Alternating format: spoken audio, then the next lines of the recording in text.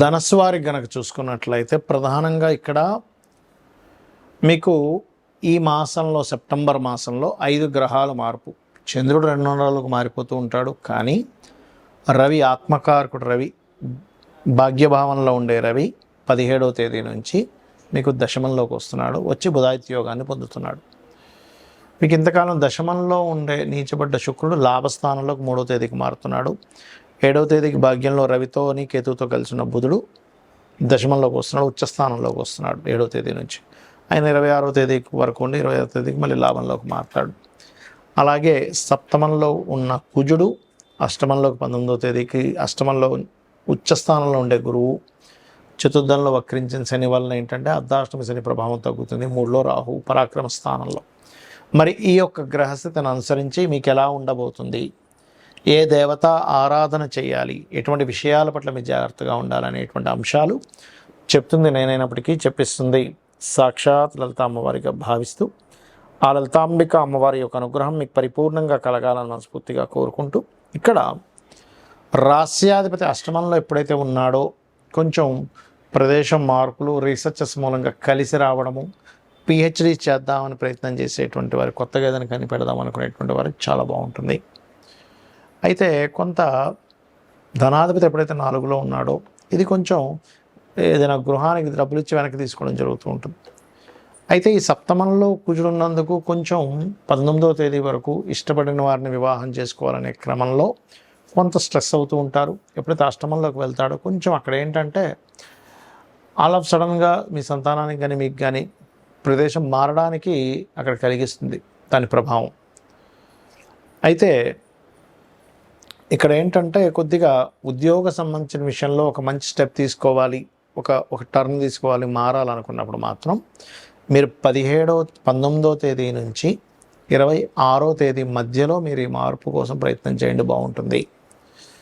అలాగే శుక్రుడు ఏకాదశంలోకి మారుతున్నందుకు ఓన్ హౌస్లోకి వస్తున్నందుకు వ్యాపార అభివృద్ధి ఉంటుంది, కానీ జీవిత భాగస్వామితో కొంచెం దూరంగా ఉండే యోగం కూడా ఇస్తాడు ఏకాదశంలో శుక్రుడు ఉన్నందుకు.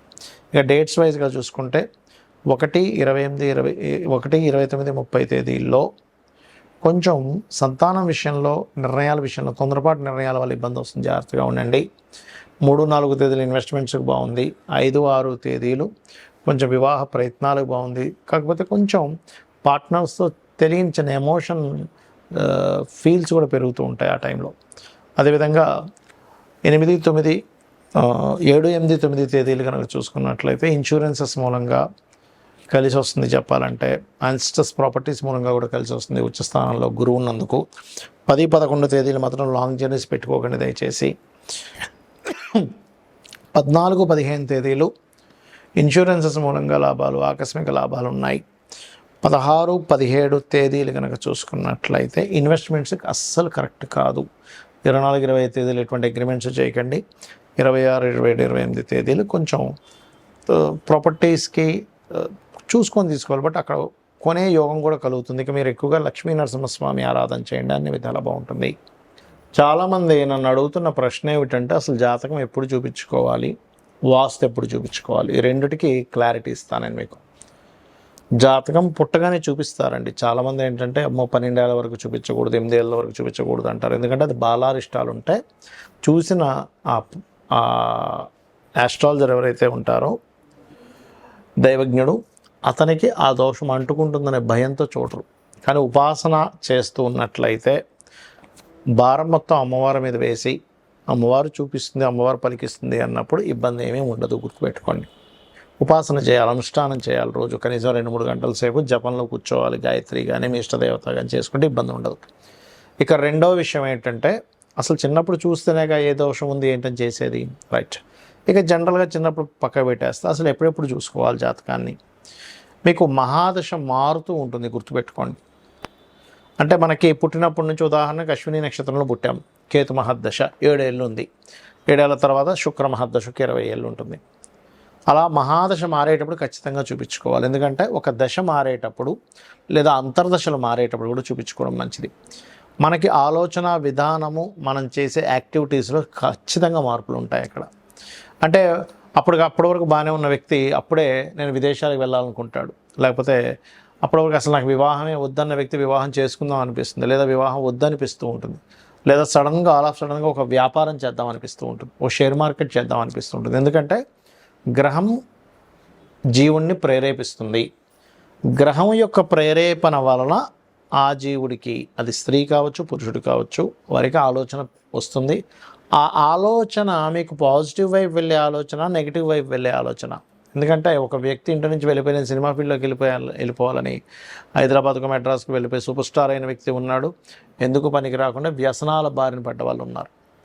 కాబట్టి ఇక్కడ పర్టికులర్గా ఏంటంటే ఈ విషయంలో ఎప్పుడైనా గుర్తుపెట్టుకోండి, గ్రహం మారినందుకు ఎటువంటి రిజల్ట్స్ ఇస్తుంది అనే దాన్ని బట్టి మహాదశ అంతర్దశ అన్ని బట్టి ఒకటి చూపించుకోవాలి. తరచూ యాక్సిడెంట్స్ అవుతున్నాయి, లాసెస్ అవుతున్నాయి, అనారోగ్యం అవుతుంది, లేకపోతే ఎప్పుడు గొడవలు అవుతున్నాయి, ఈ సందర్భాల్లో కూడా మీరు చూపించుకోవచ్చు. లేదా ఉద్యోగం మాటిమాటికి పోతుంది అంటే సిచ్యువేషన్స్, మీ లైఫ్లో సిచ్యువేషన్స్ డిఫరెంట్గా అవుతున్నాయి, దశ మారినట్టు మీకు తెలియదు, అప్పుడు కూడా చూపించుకోవాలి. అదేవిధంగా ఇల్లు మారేటువంటి విషయాల్లో గృహం మారుతున్నాము, గృహం మారేటప్పుడు కూడా మంచి గృహంలోకి వెళ్ళడం చాలా ముఖ్యం. ఎందుకంటే వాస్తు జాతకం ఎలా పనిచేస్తుంది, వాస్తు కూడా అంతే బ్రహ్మాండంగా పనిచేస్తుంది, గుర్తుపెట్టుకోండి. కాబట్టి ఇల్లు మీకు ఏ డైరెక్షన్ పనిచేస్తుంది, ఆ ఇల్లు యొక్క పదం ఎలా ఉంది, ఇల్లు కనుక బాగుంటే మీ లైఫ్ చాలా మటుకు సెట్ అవుతుంది. ఇది చాలా చాలా ట్రూ. ఇది నేను కొన్ని సంవత్సరాల పరిశోధనలో చెప్తున్నటువంటి అంశం, కొన్ని వందల వేల ఇల్లులు చూసిన తర్వాత. ఎందుకంటే మనం శాస్త్రాలన్నీ కూడా మనం భయపడడానికో కాదు, మనం జీవితాన్ని హ్యాపీగా ఉండడం కోసం. ఇక రెండో విషయం ఏంటంటే, ఇక్కడ సొంతిల్లు కట్టుకునేటప్పుడు కట్టుకున్న సమయం నుంచే చక్కటి ప్లానింగ్, అంటే వాస్తుపరంగా పరిపూర్ణంగా ఉండే ప్లానింగు, అందులో పర్ఫెక్ట్గా డోర్ పదం ఎక్కడ పెట్టాలి, ఎక్కడ వాష్రూమ్స్ ఉండాలి, ఎక్కడ ఎటువంటి యాక్టివిటీస్ చేయాలి, ఇంట్లో ఎటువంటి రంగులు వేసుకోవాలి, అన్నీ కూడా వస్తాయి వాస్తు ప్లానింగ్లో. ఆ రకంగా మీరు ప్లానింగ్ చేసుకుంటే ఇంకా బాగుంటుంది. ఆ రకంగా ప్లాన్స్ కూడా ఇవ్వడం జరుగుతూ ఉంటుంది.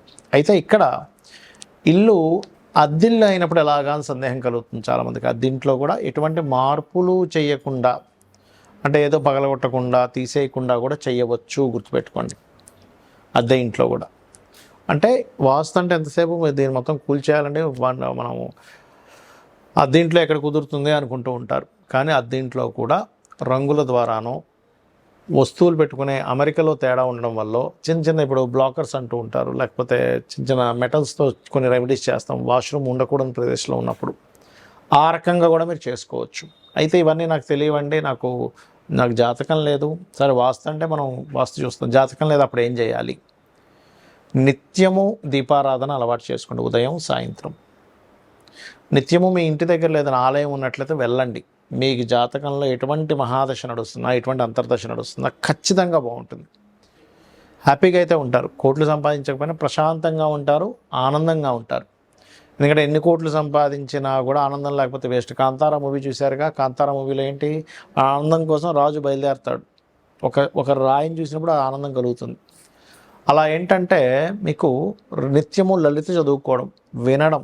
జాతకం తెలియదండి, నాకేం చేయాలో అర్థం కావట్లేదు, అమ్మవారే మనకు దారిని చూపిస్తుంది. నువ్వు వెళ్ళే తప్పు, ఈ రూట్లో వెళ్ళకు, ఇబ్బంది వస్తుంది, షేర్ మార్కెట్లోకి వెళ్ళకు, లేకపోతే షేర్ మార్కెట్లోకి వెళ్ళు, బాగుంటుంది. బాగుండేది ఉంటుంది, పాడైపోయి ఉంటాయి వాళ్ళ జాతకాలను బట్టి. నీచభంగ రాజయోగాలు ఉన్నాయి, అద్భుతంగా కలిసి వస్తున్నాయి. విపరీత రాజయోగాలు ఉన్నాయి, అద్భుతంగా కలిసి వస్తున్నాయి. పంచమహాపురుష యోగాలు ఉన్నాయి, కొంతవరకు సపోర్ట్ చేస్తుంది జాతకాన్ని. ఆ రకంగా జన్మజాతకంలో అసలు ఏ దోషం ఉంది, ఏ యోగం ఉంది, ఎప్పుడు ఏది మనల్ని ప్రేరేపిస్తూ యాక్టివ్ చేస్తుంది అనే విషయాన్ని మనం జాతకం ద్వారా తెలుసుకుంటూ ఉండాలి. శ్రీమాత్రే నమః.